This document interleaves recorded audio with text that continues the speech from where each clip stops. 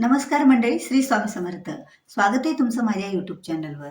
तर स्वामी भक्ताने आज आहे हुताशनी पौर्णिमा आणि हुताशनी पौर्णिमा हा होळीचा दिन म्हणून साजरा केला जातो. म्हणजे या दिवशी होळीची पूजा केली जाते. आता होळी ही मानवाच्या जीवनातील जे काही संकटे, विघ्ने, जे काही वाईट गोष्टी आहेत, मग आपल्या घराला लागलेली दोष दोष असो, नजर बाधा असो, बाहेरील बाधा असो, असे कुठल्याही गोष्टी वास्तुदोष आपल्या घरातील वास्तुदोष काढून टाकण्याचं काम ही होळी करत असते. म्हणून तर आजचा दिवस एवढा महत्त्वाचा आहे आपल्या सर्वांसाठी. तर आज सायंकाळी 5:35 हुताशनी पौर्णिमेला सुरुवात होणार आहे आणि त्यानंतर 5:55 पुढं 8:35 आपल्याला होलिका दहन करायचं आहे.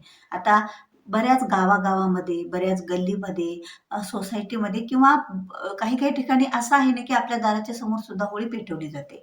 आता ह्या होळीच्या पेटवल्याच्या नंतर आज ही होळी पेटवली जाते. आज या होळीमध्ये आपण बऱ्याच वस्तू टाकणार आहोत.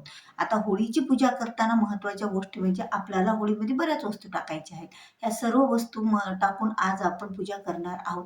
पण या होळीच्या रक्षा सुद्धा आपल्यासाठी घरातील वास्तुदोष बाहेर काढण्यासाठी विशेष महत्त्वाची मानली जाते. म्हणून तर होळीची रक्षा ही सर्वात मोठा उपाय आहे, जो म्हणजे आपल्या घरातील कानाकोपऱ्यातील सुद्धा वास्तुदोष बाहेर काढण्यासाठी. तर आज होळी तर आपल्याला पेटवायची आहे, तिची पूजा करायची आहे. तर होळीमध्ये आपल्याला कोणत्या वस्तू घालायच्या आहेत? तर बघा, होळीमध्ये पूजा करताना आपण जे पूजेच्या ताटामध्ये पुरणवरणाचा पुरणपोळीचा नैवेद्य हा तर असतो.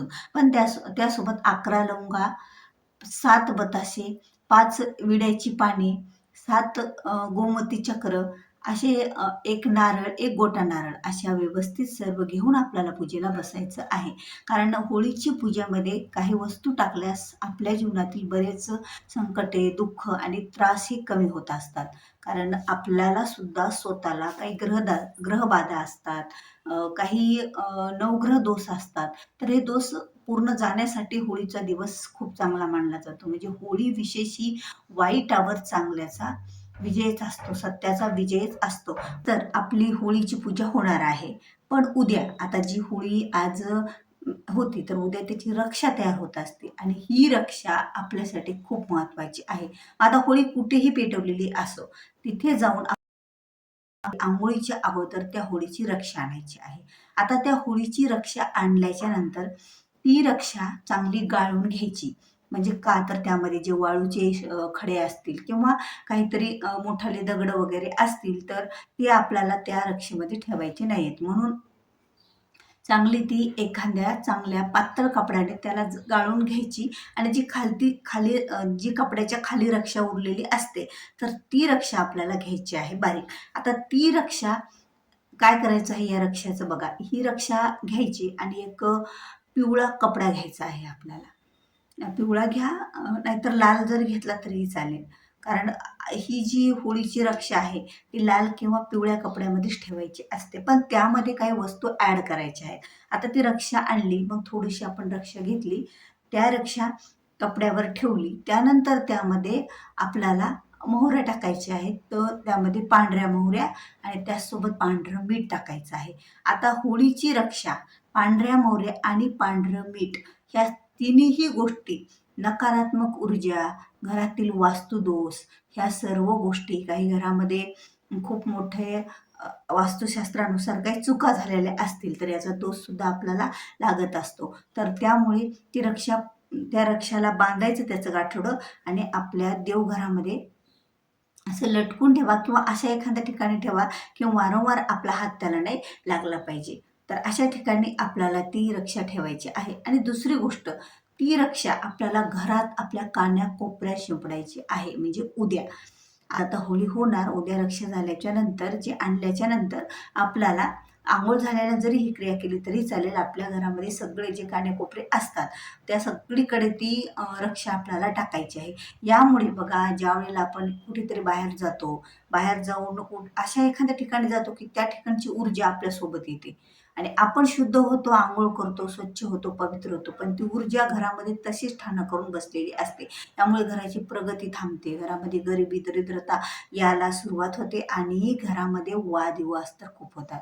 त्यामध्ये नवरा-बायकोची भांडणे अतिशय होत असतात. कारण हे मेन घराची 2 चाकं असतात. आपण यात भांडणे लावले म्हणजे घराची प्रगती होतच नसते. म्हणून अशा ह्या गोष्टी आहेत. तर ह्या गोष्टी बाहेर काढण्यासाठीच आपल्याला होळीची रक्षा कानाकोपऱ्यामध्ये टाकायची आहे. आता होळीची रक्षी कानाकोपऱ्यात टाकली.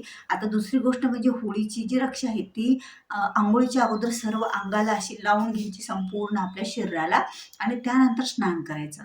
तर यामुळे जे आपले चर्मरोग आहेत, म्हणजे आता कुणाला कुठे खाज असेल, कुठे काही जखम असेल किंवा आपल्याला काही बाहेरील बाधा असेल किंवा नजर लागलेली असते किंवा कुणा करणी केलेली असते, जे काही आपले दोष आहेत स्किनचे प्रॉब्लेम हे सगळे काही त्यामुळे निघून जातील.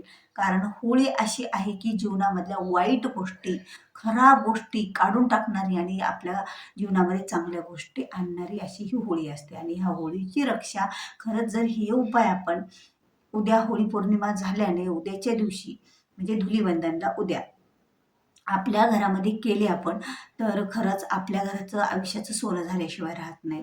आणि हा दिवस, ही रक्षा आपल्याला वर्षातून एकदाच भेटत असते. म्हणून हे उपाय सर्वांनी जर आपल्या घरामध्ये केले, तर आपल्या घरातील 90% प्रॉब्लेम हे कमी होणार. 90% अडचणी कमी होणार. त्यामुळे मुलाची, घराची, पतीची, व्यवसायात प्रगती निश्चितच होणार आहे.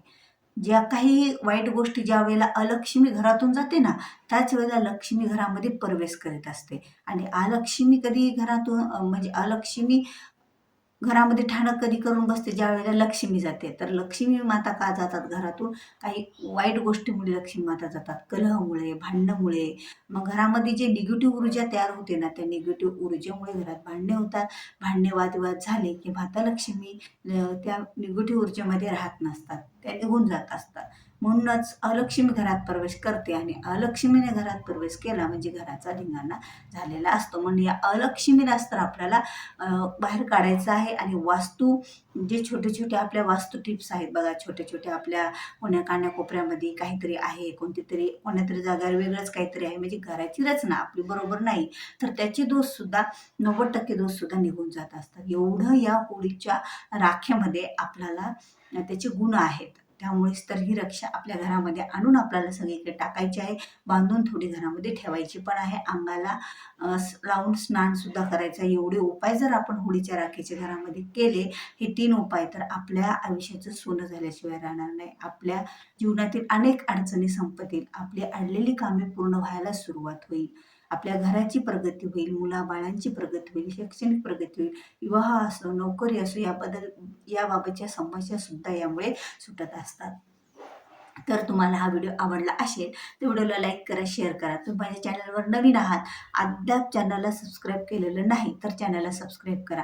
कारण जेव्हा केव्हा मी असे नवीन माहितीपूर्ण व्हिडिओ माझ्या चॅनलवर अपलोड करेल त्यावेळेला त्याचं नोटिफिकेशन हे तुम्हाला अगोदर मिळेल आणि तुम्ही माझा एकही व्हिडिओ हा मिस करणार नाही. तर व्हिडिओ पुन्हा अशाच एका नवीन माहितीपूर्ण व्हिडिओसोबत. तोपर्यंत श्री स्वामी समर्थ.